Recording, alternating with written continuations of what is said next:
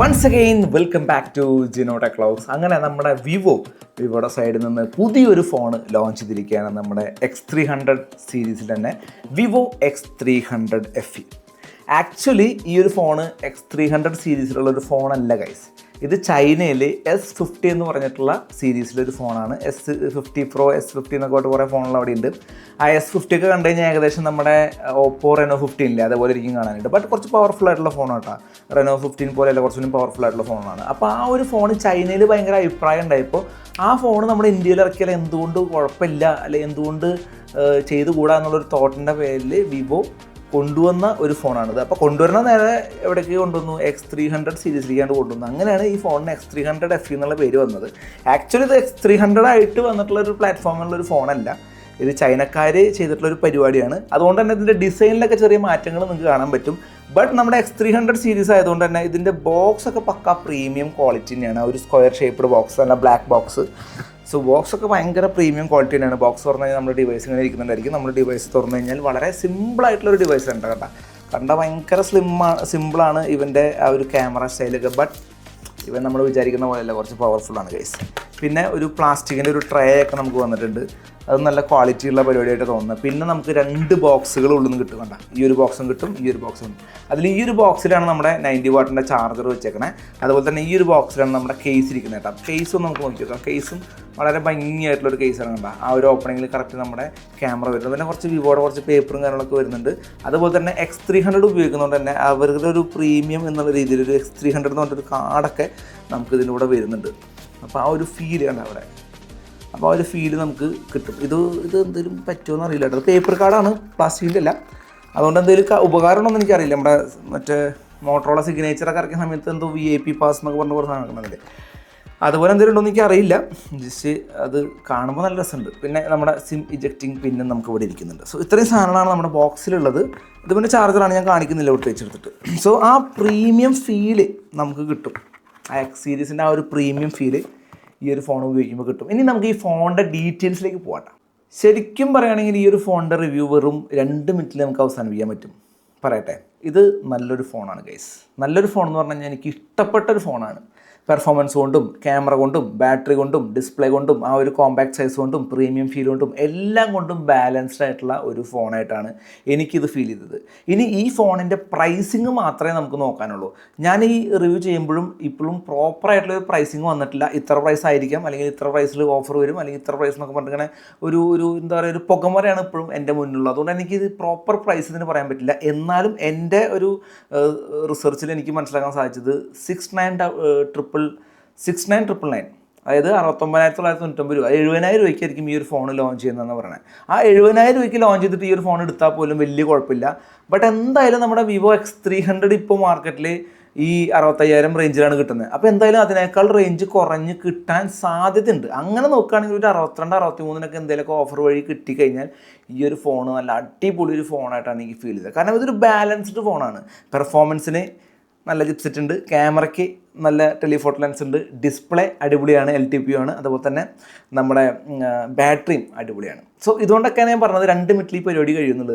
Pricing എങ്ങനെയാണെന്ന് നോക്കിയിട്ട് മാത്രം നിങ്ങൾ എടുത്താൽ മതി. ഇപ്പോൾ നമ്മുടെ Xiaomi 70 എന്ന് പറഞ്ഞ ഫോണ് 90,000 പ്രൈസ് കൊടുത്തിട്ട് അതൊക്കെ എടുക്കാൻ ആൾക്കാർക്ക് ബുദ്ധിമുട്ടായിരിക്കും ആ ഒരു ബ്രാൻഡിൻ്റെ.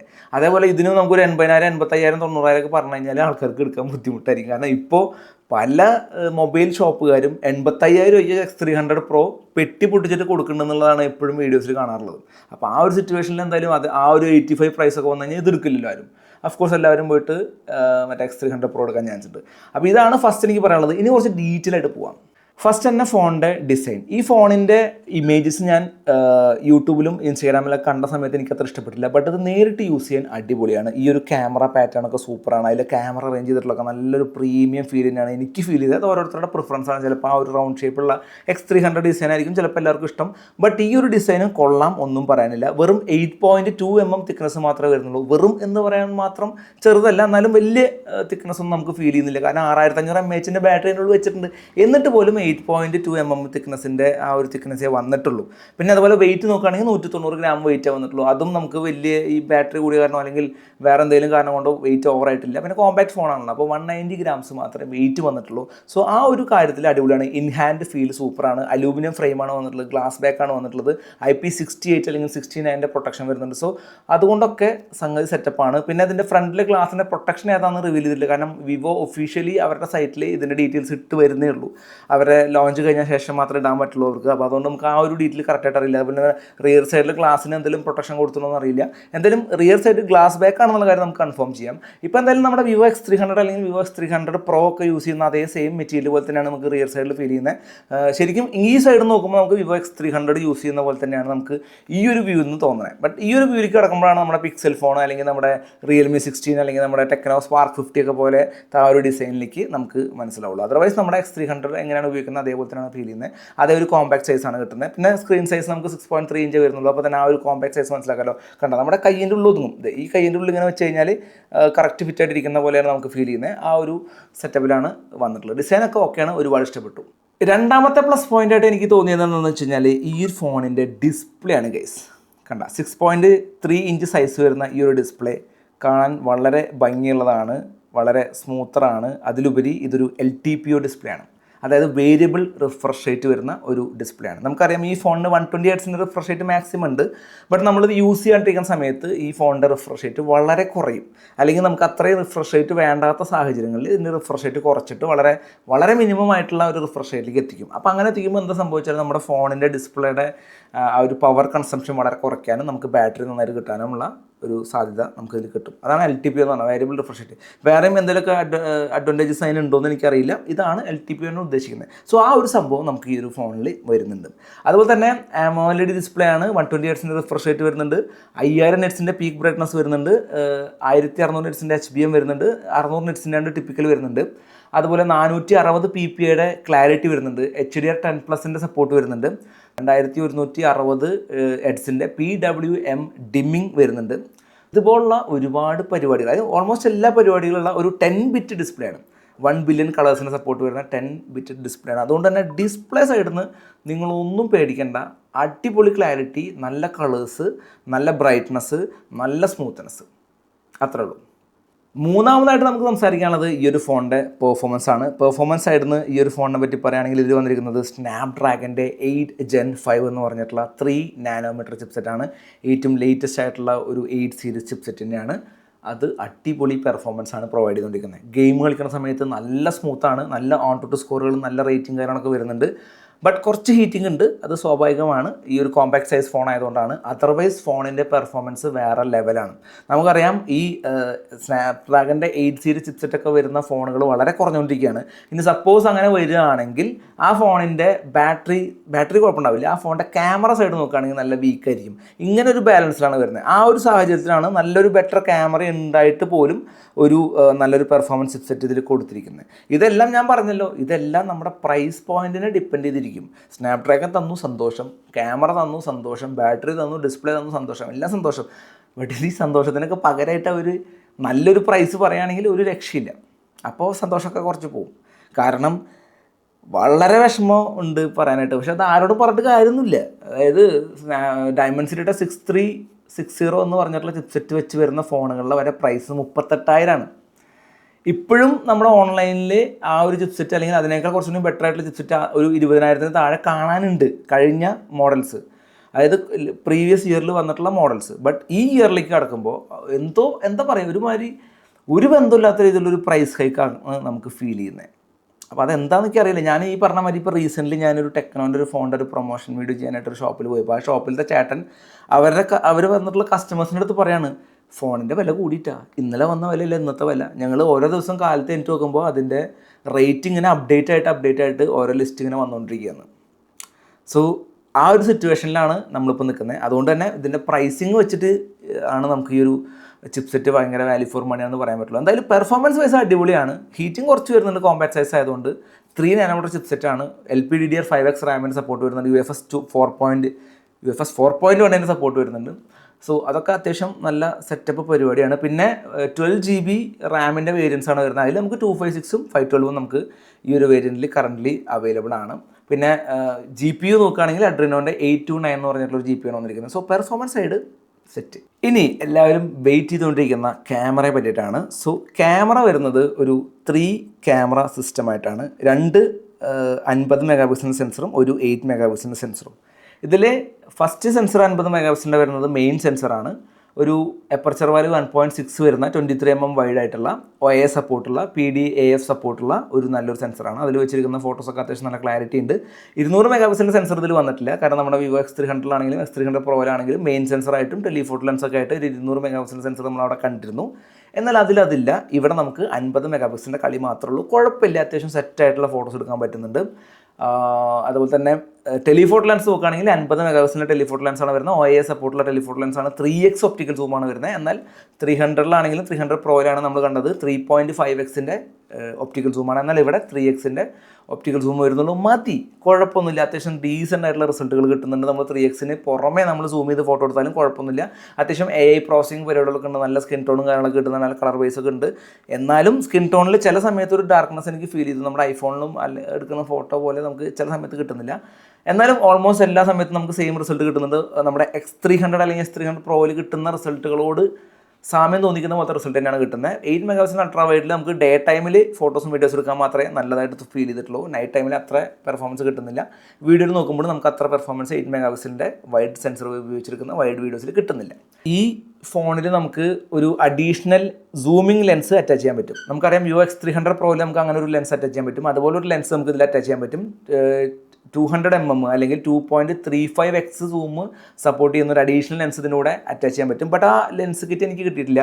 അത് നമ്മുടെ ഇന്ത്യയിൽ അവൈലബിൾ ആയിരിക്കുന്നതിനാണ് എല്ലാവരും പറയുന്നത്. എന്തായാലും കിട്ടുകയാണെങ്കിൽ നമുക്ക് പിന്നീട് ഒരിക്കൽ ചെയ്യാം. അതിന് മേ ബി ഇത് ഫോൺ ലോഞ്ചിന് ശേഷം അവൈലബിൾ ആവും. അതിൻ്റെ ഡീറ്റെയിൽസ് കൂടുതൽ അറിയിക്കുക. അതിൻ്റെ പ്രൈസും കാര്യങ്ങളൊക്കെ നമുക്ക് അറിയില്ല. എന്തായാലും വരാൻ സാധ്യത ഉണ്ടെന്നാണ് പറയുന്നത്. അപ്പോൾ അങ്ങനെ ഒരു ലെൻസ് കൂടി നമുക്ക് ഇതിലൂടെ അറ്റാച്ച് ചെയ്യാനായിട്ട് പറ്റൂട്ടാ. ഇനി വീഡിയോയുടെ കാര്യം നോക്കുകയാണെങ്കിൽ നമുക്ക് 8K 30fps വീഡിയോ എടുക്കാൻ പറ്റും. അല്ലെങ്കിൽ 4K 120fps വീഡിയോ എടുക്കാൻ പറ്റും റിയർ സൈഡിൽ. ഫ്രണ്ടിൽ നോക്കുകയാണെങ്കിൽ നമുക്ക് 50 മെഗാപിക്സലിൻ്റെ സെൽഫി ക്യാമറയാണ് വരുന്നത്. അടിപൊളി ക്യാമറയാണ്. അടിപൊളി സെൽഫി ഫോട്ടോസ് ഒക്കെ എടുക്കാൻ പറ്റും. നല്ല ക്ലാരിറ്റി കിട്ടുന്നുണ്ട്. ഞാൻ ഇൻഡോറിലും ഔട്ട്ഡോറിലും ടെസ്റ്റ് ചെയ്തപ്പോഴും വലിയ കുഴപ്പമില്ലാത്ത റിസൾട്ടുകൾ നമുക്ക് കിട്ടുന്നുണ്ട്.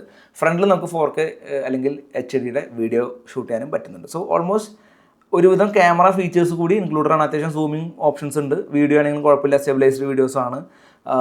നല്ല ഫോട്ടോസിലും നല്ല പ്രോസസ്സിങ് കാര്യങ്ങളൊക്കെ വരുന്നുണ്ട്. സോ ക്യാമറ സൈഡിൽ ഞാൻ സാറ്റിസ്ഫൈഡ് ആണ്. ഞാൻ കുറച്ച് റിസൾട്ടുകൾ കാണിക്കാം, നിങ്ങൾ ചെക്കൗട്ട് ചെയ്യാം.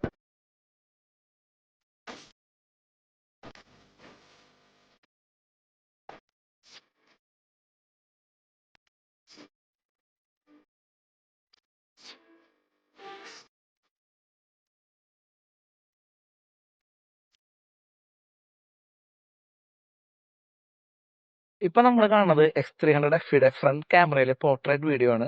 നല്ല റിസൾട്ട് കിട്ടുന്നുണ്ട്. നല്ല എഡ്ജ് ഡിറ്റക്ഷൻ, നല്ല കളർ ബാലൻസ്, നല്ല ബ്രൈറ്റ്നസ് എല്ലാം കിട്ടുന്നുണ്ട്. സോ നിങ്ങൾ ചെറിയ വ്ളോഗിംഗ് പരിപാടിയൊക്കെ നോക്കുന്ന ആൾക്കാരാണെങ്കിൽ, നിങ്ങൾ സെൽഫി വീഡിയോ ഒക്കെ എടുക്കുന്ന ആൾക്കാരാണെങ്കിൽ ഇത് നിങ്ങൾക്ക് നല്ലൊരു ഓപ്ഷൻ ആയിരിക്കും കേട്ടോ. ഇതാണ് നമ്മുടെ X300 FEയുടെ wide video quality. 8 megapixel camera എടുക്കുന്ന വീഡിയോ ആണ്. അതുകൊണ്ട് തന്നെ ക്വാളിറ്റി HD 30fps ഒക്കെ കിട്ടുന്നുള്ളൂ. കുറച്ച് ക്വാളിറ്റി കുറവ് തന്നെയാണ്. ഡേ ടൈമിൽ പിന്നെയും കുഴപ്പമില്ല. കുറച്ച് ലൈറ്റ് കുറഞ്ഞു കഴിഞ്ഞാൽ കുറച്ച് ക്വാളിറ്റി അത്ര പോരാ. ഇതാണ് നമ്മുടെ rear main camera ഉപയോഗിച്ചെടുക്കുന്ന 4K 60fps ക്വാളിറ്റിയുള്ള റിയർ വീഡിയോ. അത്യാവശ്യം നല്ല ക്വാളിറ്റി കിട്ടുന്നുണ്ട്. നല്ല അടിപൊളിയായിട്ടുള്ള വിഷ്വൽസും കാര്യങ്ങളൊക്കെയാണ് കിട്ടുന്നത്. ഇതിൽ നമുക്ക് 4K 120fpsൻ്റെയും 8K 30fpsൻ്റെ ഒക്കെ സപ്പോർട്ട് വരുന്നുണ്ട്. പക്ഷേ ആ ഒരു വീഡിയോസ് ഒക്കെ എടുക്കുന്ന സമയത്ത് അത്ര സ്മൂത്ത് അല്ല. അതുപോലെ തന്നെ പ്ലേ ചെയ്യുമ്പോഴും അത്ര സ്മൂത്ത് അല്ല. കാരണം അത്രയും ഹൈ കപ്പാസിറ്റി ഉള്ള ഡിവൈസുകളാണ് അത് സ്മൂത്ത് ആയിട്ട് വർക്ക് ചെയ്യുന്നുണ്ടായിരിക്കുള്ളൂ. അതുകൊണ്ടാണ് ഞാൻ എപ്പോഴും പ്രിഫർ ചെയ്യുന്നത് 4K 60fps എടുക്കാനാണ്. വലിയ കുഴപ്പമില്ലാത്ത റിസൾട്ട് കിട്ടുന്നുണ്ട്. നല്ല സ്റ്റെബിലൈസ്ഡ് ആയിട്ടുള്ള വീഡിയോസാണ് കിട്ടുന്നത്. ഇനി റിയർ ക്യാമറയിൽ നമുക്ക് വേണമെങ്കിൽ പോർട്രേറ്റ് മോഡ് സപ്പോർട്ടാണ്. ഇതിലെ മാക്സിമം സൂം നോക്കുകയാണെങ്കിൽ നമുക്ക് 15xന്റെ സൂം സപ്പോർട്ട് വരുന്നുണ്ട്.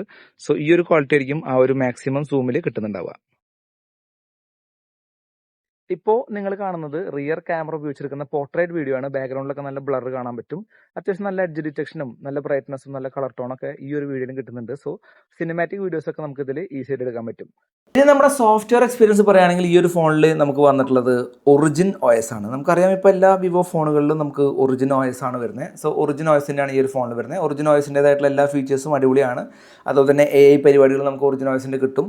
അതൊക്കെ ശരിയാണ്. എന്നിരുന്നാലും ഒറിജിൻ OS നമ്മൾ സ്റ്റാർട്ട് ചെയ്യുന്ന സമയത്ത് എനിക്ക് അത്ര ഒരു ഇഷ്ടപ്പെടാറില്ല. കാരണം എന്ന് വെച്ചാൽ അതിൻ്റെ ഐക്കൺസ്, അതിൻ്റെ ഫോൺ സ്റ്റൈല്, അതിൻ്റെ ഐക്കൺസിൻ്റെ അറേഞ്ച്മെൻറ്റ്, ഈ കാര്യങ്ങളൊക്കെ നോക്കുമ്പോൾ എനിക്ക് എപ്പോഴും ഈ ഒറിജിനൽസിനെ കുറച്ച് ഇഷ്ടപ്പെടാറില്ല. അപ്പം ഞാൻ എൻ്റേതായിട്ടുള്ള രീതിയിലൊന്ന് കസ്റ്റമൈസ് ചെയ്തെടുത്തു. അതായത് ഈ ഫോണിൻ്റെ ഐക്കൺസ് എല്ലാം റൗണ്ട് ഷേപ്പിലേക്ക് ആക്കി, അതുപോലെ തന്നെ ഫോൺ സ്റ്റൈലൊക്കെ ചെയ്തപ്പോൾ കുറച്ചുകൂടിയും എൻ്റെ രീതിയിലേക്ക് മാറ്റി. വിവോ സാൻസ് എന്ന് പറഞ്ഞിട്ടുള്ള ഫോൺ ഇട്ടു. അങ്ങനെയൊക്കെ കുറച്ച് കസ്റ്റമൈസ് ചെയ്യുമ്പോൾ ഫോൺ കാണാൻ നല്ല ഭംഗിയാണ്. അതർവൈസ് നമ്മൾ ഫോൺ കിട്ടിയ ഉടനെ കാണുമ്പോൾ ഇവരുടെ ആ ഒരു UI എനിക്ക് ഇഷ്ടമല്ല. പ്രത്യേകിച്ച് ഇവരുടെ വാൾപേപ്പറൊക്കെ വളരെ ഊള വാൾപേപ്പറായിട്ടാണ് എനിക്ക് ഫീൽ ചെയ്യാറുള്ളത്.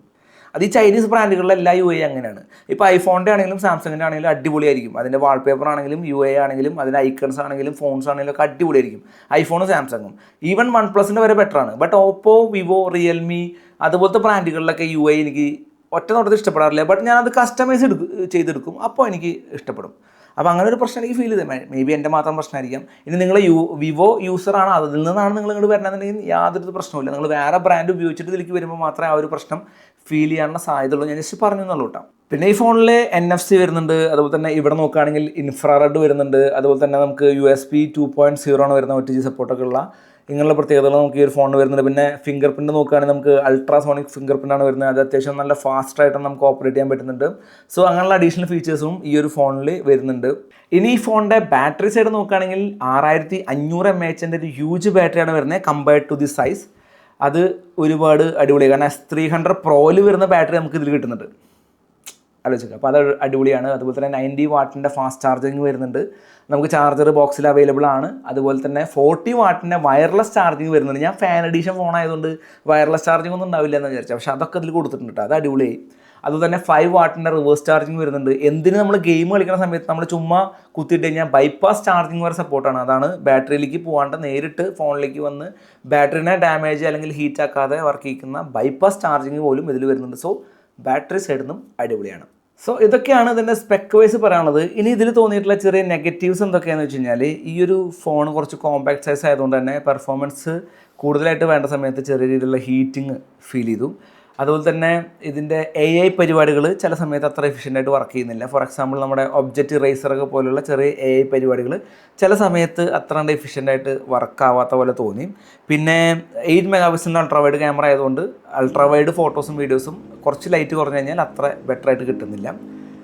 വേറെ പ്രശ്നങ്ങളൊന്നും എനിക്ക് അങ്ങോട്ട് ഫീൽ ചെയ്തില്ല. പിന്നെ ഞാൻ നേരത്തെ പറഞ്ഞ മാതിരി AI അല്ല, OSലുള്ള നമ്മുടെ ഫോണ്ടുകൾ, തീമുകൾ, വാൾപേപ്പർ അതൊക്കെ കുറച്ചുകൂടി ബെറ്ററായിട്ട് പ്രസൻറ്റ് ചെയ്യുകയാണെങ്കിൽ കുറച്ചുകൂടി നല്ലൊരു ഇമ്പ്രഷൻ നമുക്ക് ഫോൺ കാണുമ്പോൾ തന്നെ കിട്ടും. അത് വളരെ മോശമായിട്ടുള്ളൊരു വാൾപേപ്പറും മോശമായിട്ടുള്ള ഐക്കൺസും മോശമായിട്ടുള്ള ഫോൺ സ്റ്റൈലേക്കാണ് ഇട്ടുണ്ടാവുക ബേസിക്കലി. അത് കുറച്ചുകൂടി ബെറ്റർ ആക്കണം വിവോ, എന്നാലാണ് കുറച്ച് ഭംഗി ഉണ്ടാവുള്ളൂ കാണാൻ ഫോൺ. എല്ലാത്തിനും ഒരു ഭംഗിയാണല്ലോ പ്രധാന പരിപാടി. അപ്പോൾ അതൊന്ന് ഇമ്പ്രൂവ് ചെയ്യണം എന്തായാലും. അപ്പോൾ ഈ നെഗറ്റീവ്സ് ഒഴികെ നോക്കുകയാണെങ്കിൽ ഇതൊരു ബാലൻസ്ഡ് ഫോണാണ്, ഒന്നും പറയാനില്ല. ഇനി ഇതിൻ്റെ പ്രൈസ് മാത്രം അറിഞ്ഞാൽ മതി. എന്തായാലും പ്രൈസ് അറിയുമ്പോൾ നിങ്ങൾ ഈ വീഡിയോ കാണുന്നവരാണെങ്കിൽ പ്രൈസ് ലോഞ്ച് ചെയ്തതിന് ശേഷമാണ് പ്രൈസ് കാണുന്നുണ്ടെങ്കിൽ നിങ്ങൾക്ക് കമൻറ്റ് ചെയ്യാം, അല്ലെങ്കിൽ ഞാൻ തന്നെ വന്നിട്ട് കമൻറ്റ് ചെയ്യാം. അതുപോലെ തന്നെ ഈ ഒരു ഫോണിനെ പറ്റിയിട്ട് എന്തെങ്കിലും കൂടുതൽ അറിയണമെന്നുണ്ടെങ്കിൽ നിങ്ങൾ എന്തായാലും കമൻറ്റിൽ ചോദിച്ചു കഴിഞ്ഞാൽ ഞാൻ അതിൻ്റെ റിപ്ലൈ മാക്സിമം തരാൻ ശ്രമിക്കാം.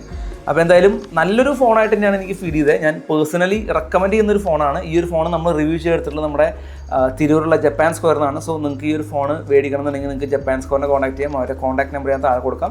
ഇതുപോലുള്ള അടിപൊളി വീഡിയോസ് ഇനിയും കാണാനായിട്ട് നിങ്ങൾ തീർച്ചയായിട്ടും ലൈക്ക് ചെയ്യുക, സബ്സ്ക്രൈബ് ചെയ്യുക, കമൻറ്റ് ചെയ്യുക. എന്തെങ്കിലും ഒരു കമൻറ്റ് ഇടുക. നിങ്ങൾ വീഡിയോ ഇഷ്ടപ്പെട്ടെങ്കിൽ കമൻറ്റ് ഇടുക, ഇഷ്ടപ്പെട്ടില്ലെങ്കിൽ കമൻറ്റ് ഇടുക. നിങ്ങൾക്ക് എന്തെങ്കിലും സംശയം ഉണ്ടെങ്കിലും കമൻറ്റ് ഇടുക. എന്നാൽ മാത്രമേ നമുക്ക് ആ ഒരു കമ്മ്യൂണിക്കേഷൻ കിട്ടുള്ളൂ. നിങ്ങളുടെ അല്ലെങ്കിൽ ഒരു വൺ വേ റേഡിയോ കേൾക്കണ പോലെ എൻ്റെ വീഡിയോ കേട്ടിട്ട് പോയിട്ട് കാര്യമില്ല. നിങ്ങൾക്ക് നിങ്ങളുടെ അഭിപ്രായങ്ങൾ പറയുകയാണെങ്കിൽ ഞാൻ അതിനനുസരിച്ച് ഇമ്പ്രൂവ് ചെയ്തുകൊണ്ടിരിക്കാം. ഞാൻ കുറച്ചൊക്കെ ഇമ്പ്രൂവ് ചെയ്ത് വന്നു എന്നാണ് ഞാൻ വിചാരിക്കുന്നത്. എൻ്റെ പണ്ടത്തെ വീഡിയോസൊക്കെ കാണുമ്പോൾ ഞാൻ ഇപ്പോൾ എന്താ പറയുക തലറിഞ്ഞ് ചോദിച്ചല്ല വീഡിയോസൊക്കെ ഉണ്ടെങ്കിൽ. കാരണം അത്രയും ബോർ പ്രസൻറ്റേഷനും അത്രയും ആൾക്കാരായിട്ട് മിങ്കിൾ ചെയ്യാത്ത പോലത്തെ സംസാരമൊക്കെ ആയിരുന്നു. പക്ഷേ ഞാൻ കുറച്ചൊക്കെ മാറ്റം വന്നാണ് വിചാരിക്കുന്നത്. ഇനി നിങ്ങൾക്ക് എപ്പോൾ വേണമെങ്കിലും എൻ്റെ ഇൻസ്റ്റാഗ്രാം പ്രൊഫൈലിൽ വന്നിട്ട് കോൺടാക്ട് ചെയ്യാം. ഇൻസ്റ്റഗ്രാമായിട്ട് ബ്ലോക്ക് ചെയ്യാത്ത എല്ലാ മെസ്സേജിനും ഞാൻ റിപ്ലൈ കൊടുക്കും. ഇന്ന് വരെ എൻ്റെ ഇൻബോക്സ് ക്ലിയറാണ്. മെസ്സേജ് ഞാനെല്ലാം ഓപ്പൺ ചെയ്ത് റിപ്ലൈ കൊടുത്തിട്ടുള്ള മെസ്സേജാണ്. പിന്നെ ഒരു എന്താ പറയുക ഒരു ബേസിക് ആയിട്ടുള്ളൊരു സെൻസ് വെച്ചിട്ട് മെസ്സേജ് ആണെങ്കിൽ കുറച്ചും ബെറ്റർ ആയിരിക്കും. നിങ്ങൾ വളരെ ബേസിക് ആയിട്ടുള്ള ഇൻഫർമേഷനൊക്കെ വന്ന് ചോദിക്കണേക്കാൾ നല്ലത് നിങ്ങൾ തന്നെ ഗൂഗിളിൽ സെർച്ച് ചെയ്ത് നിങ്ങൾക്ക് മനസ്സിലാവും. കുറച്ച് എന്താ പറയുക നല്ലൊരു ഡൗട്ടും കാര്യങ്ങളൊക്കെ ആണെങ്കിൽ മാത്രമാണ് ചോദിക്കുക. നിങ്ങൾക്ക് വല്ല ഫോൺ സജഷൻസ് വേണമെങ്കിൽ ചോദിക്കുക, നിങ്ങൾക്ക് ഈ ഫോണിൻ്റെ ഡീറ്റെയിൽസ് വേണമെങ്കിൽ ചോദിക്കുക. അപ്പോൾ അതൊക്കെ ഒന്ന് ശ്രദ്ധിച്ചിട്ട് ചോദിച്ചു കഴിഞ്ഞാൽ എനിക്ക് റിപ്ലൈ നൈസ്. ഞാൻ എന്തായാലും റിപ്ലൈ തരാൻ വേറെ കാര്യം തെറിയൊക്കെ. അപ്പോൾ അത്ര പറയുള്ളൂ. അപ്പോൾ എന്തായാലും അടുത്തൊരു വീഡിയോ കാണാമായിരിക്കും. ബൈ. Jino tech vlogs. ഇതുപോലുള്ള അടിപൊളി വീഡിയോസ് ഇനിയും ചെയ്യുന്നതായിരിക്കും. നിങ്ങളുടെ സപ്പോർട്ട് എന്തായാലും വേണം. ബൈ.